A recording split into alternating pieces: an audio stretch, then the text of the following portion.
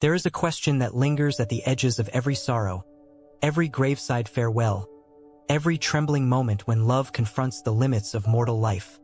When the final trumpet sounds, will we know one another? Will the hands we once held reach for us again? Will the faces we cherished be recognizable beneath the radiance of resurrection? Or will eternity unfold as something entirely new, beyond the patterns of earthly memory? Imagine a quiet hillside at dawn, the sky trembling with first light. A tomb stands empty, footsteps echo in the garden. A risen Savior speaks a familiar name, Mary, and suddenly, a world that had fallen silent bursts open with recognition. The one she believed she had lost forever is standing before her, alive, transformed, glorified. Yet unmistakably the same Jesus who once walked with her through dusty roads and crowded villages. Something about this moment pulls us in, awakens us, stirs a longing we barely know how to name. Because if this is what resurrection looks like, then perhaps Scripture has already whispered the answer we seek. This is the mystery we step into today. Not just the hope of eternal life, but the hope of eternal reunion. The hope that the story God is writing does not end with separation, but with recognition, restoration, and joy made whole. And maybe, just maybe, this is where the deepest longing of the human heart begins to unfold. To speak of resurrection is to speak of the future through the light of the past. Every promise God has made is anchored not in theory, but in events, real moments where heaven touched earth and revealed a pattern for what is to come. So we begin by walking the familiar ground of Scripture, not to analyze it, not to reduce it, but to behold it as if watching a cinematic world unfold before us. The Gospels do not only tell us that Jesus rose, they reveal how he rose. He wasn't a ghost drifting through fog, nor a disembodied soul. He walked, he spoke, he ate. He bore scars not as wounds, but as declarations of identity. He was changed, yes, glorified, radiant, beyond the frailty of decay. And yet, he was still Jesus. This mixture of continuity and transformation is not an isolated miracle.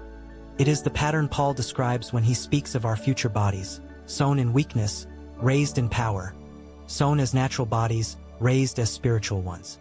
Not discarded, but renewed, not replaced, but perfected. And woven through these accounts is something deeply human.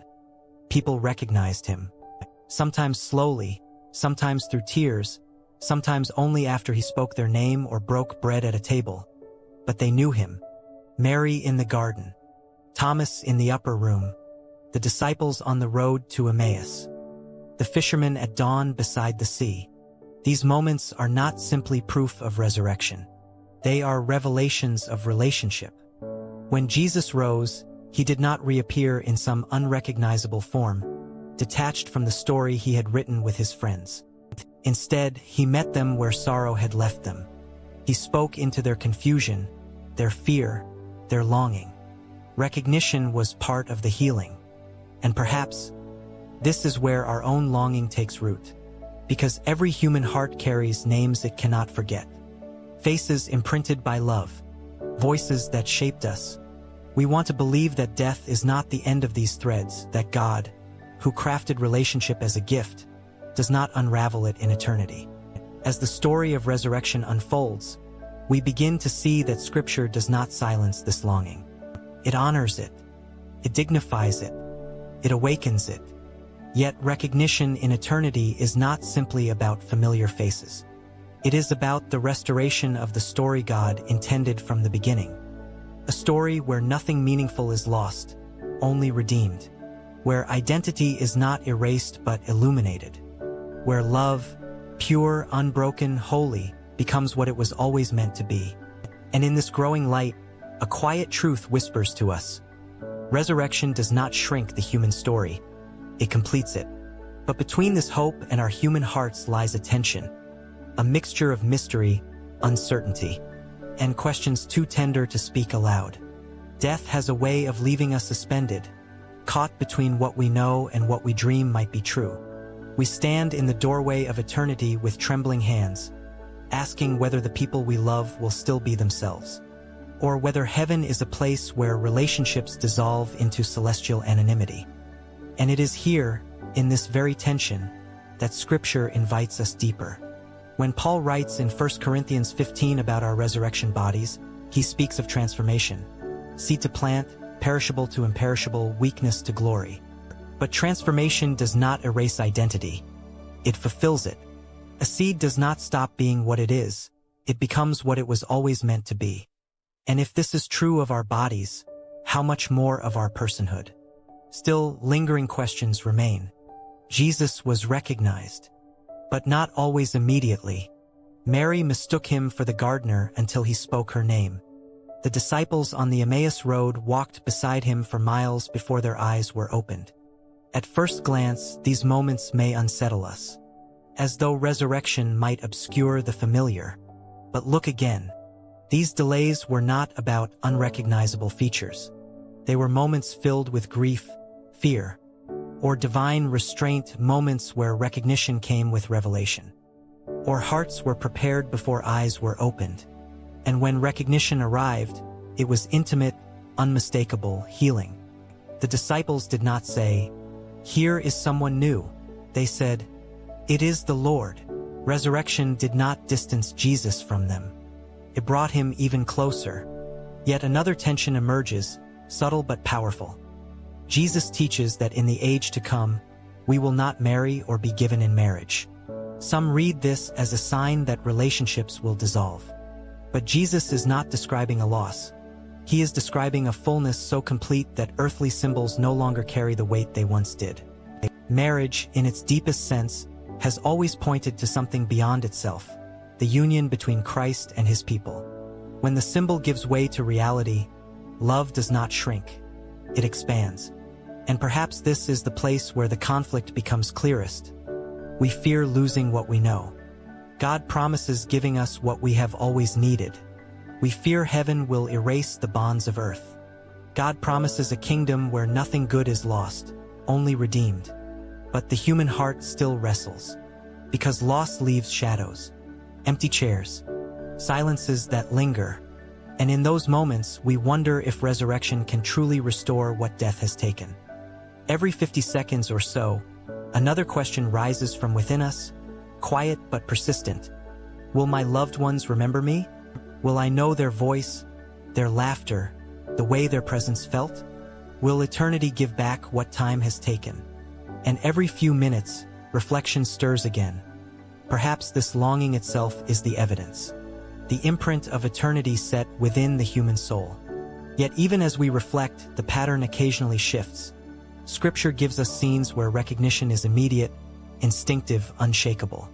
Moses and Elijah appear on the mountain of transfiguration, and the disciples somehow know who they are, and they had never seen them before. Identity in the presence of God is not less clear. It is more. This interrupts our pacing, like a sudden widening of the lens, reminding us that eternity is not limited by earthly forms of memory or introduction. In the kingdom of God, truth is revealed, not guessed. And for a moment, tension eases. But only for a moment, because resurrection also carries a holy weight. The body raised is not the body broken by time. The mind renewed is not the mind clouded by sorrow or sin. Recognition in eternity must be something deeper, purer, more complete than the fragile knowing we experience here. What if? The question is not will we recognize each other, but how? What if recognition in resurrection is not merely visual, but spiritual, an unveiling of the true person God created, finally seen without distortion? And what if this is more beautiful than anything we have imagined? Now the story turns. The scattered pieces of Scripture begin to align into a single, breathtaking picture, a portrait of resurrection recognition that is both personal and glorious. We return to the garden. Mary is weeping, her vision blurred by grief. She sees Jesus standing before her but does not grasp who he is. And then he says her name, Mary, one word, and in an instant all the shattered fragments of her world come together. Recognition ignites not from appearance alone, but from relationship, from identity, from the unmistakable truth of being known. Imagine this moment unfolding like a cinematic close-up. Her breath catches. Her tears stop mid-fall. The world grows quiet as a single, overwhelming realization floods her heart. He is alive. Not a memory, not a vision. The same Jesus, the same love, the same voice that had once called her out of darkness. Recognition is not simply visual, it is relational. Then the scene shifts. The upper room. Thomas, skeptical, wounded by doubt, longing for proof. Jesus appears not as an echo, but as himself, and invites Thomas to touch the marks of love carved into his resurrected body. Thomas doesn't need a long introduction. He knows. He recognizes him instantly, fully, deeply. My Lord and my God. Resurrection did not erase identity. It intensified it. Another shift, the road to Emmaus. Two disciples walk with Jesus for miles, confused and grieving. They do not recognize him at first. But the moment he breaks the bread, the moment reminiscent of countless meals shared in fellowship, their eyes open. Recognition comes through a moment threaded with memory, meaning, love. Now the shoreline at dawn. The disciples cast their nets, weary and uncertain. A voice calls from the shore, telling them where to cast their nets. John leans forward, heart pounding with a recognition deeper than sight. It is the Lord. This is resurrection recognition, layered, relational, unmistakable. And now another scene illuminated by divine glory.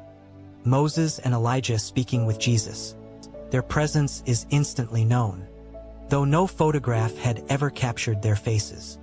Recognition in the presence of God is not hindered by ignorance. It is perfected by revelation. Identity becomes clear. Personhood is unveiled. This moment opens a new understanding, one rooted not in speculation, but in Scripture. Resurrection reveals who a person truly is. Every scar redeemed, every wound healed, every fragment restored, every distortion removed. Yet the essence, the God-crafted identity, remains. Paul describes this mystery in 1 Thessalonians. Believers reunited with Christ and with one another. A great gathering, not a dissolving. A shared reunion, not an anonymous existence.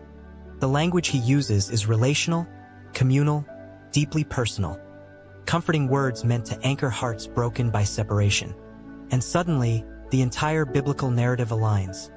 God does not save isolated souls. He redeems a people. He gathers his children by name. He restores relationships rather than erasing them. He fulfills love rather than dissolving it. This is the heartbeat of resurrection. But now the scene expands beyond Scripture into the reality God is preparing. Revelation speaks of nations, tribes, and people distinct, recognizable, unified in worship. A great multitude, each one known, each one bearing the identity God fashioned. And something within us shifts. Our previous fears begin to fall away. Recognition, in the light of resurrection, is not a flicker of memory we must struggle to hold on to. It is the natural consequence of being fully restored, fully healed, fully ourselves in the presence of God. Our earthly recognition is fragile, clouded, easily lost. Heavenly recognition is clear, radiant, unbreakable. We will not struggle to remember. We will see truly, deeply, beautifully. And in this unfolding revelation, the climax becomes unmistakable. Resurrection does not erase the relationships shaped by love. It fulfills them. It lifts them out of the shadows of mortality and sets them in the eternal light of God. This is the promise. This is the hope. This is the truth Scripture reveals. Now the story settles into a quiet, steady light. A light that reaches gently into the questions we carry and lays truth in their place. Will we recognize each other after resurrection? Scripture does not simply hint at the answer. It repeats it across every page where resurrection touches human lives. Jesus was known. The saints were known. The disciples were recognized. Relationships were restored. Our resurrection will follow the same pattern, not as a copy, but as a fulfillment. We will be changed, glorified, radiant with the life of God. But we will not be strangers. Our identity, the God-crafted essence of who we are, will shine more clearly than ever. Every relationship God wove in love will not disappear. It will transform, not into something less, but into something holy, eternal, free of fear, loss, but sorrow. On that day, when the trumpet sounds and the dead in Christ rise, it will not be a gathering of unknown faces. It will be the greatest reunion creation has ever witnessed. Every tear wiped away, every broken story mended, every beloved face recognized not merely by sight, but by the unstoppable reality of love perfected. And perhaps this is the tenderness hidden inside our longing. We were created for communion, for relationship, for love that does not end. The God who designed these longings does not intend to deny them in eternity. He intends to fulfill them beyond our imagination. So when the question rises within us, will I recognize the ones I've loved? Scripture answers through every resurrection shadow, every redeemed moment, every word Jesus spoke after he rose. Yes, you will know, and you will be known. Every farewell in this life carries the ache of something unfinished, a longing for one more conversation, one more embrace, one more shared moment. Yet resurrection stands as God's gentle promise that nothing given in love is ever lost. The story does not end at the grave. Recognition is not a fragile memory we must cling to. It is a gift God will restore in perfect fullness. In that coming kingdom, where every sorrow is lifted and every heart made whole, we will stand together in the radiance of God's presence, not as shadows of who we were, but as the truest versions of ourselves. And in that holy light, every face we have loved will shine with unmistakable clarity. This is the hope set before us. We will know one another. We will rejoice together. We will stand in a reunion shaped by eternity and held forever by the God who calls each of us by name. When the final dawn breaks, love will recognize love.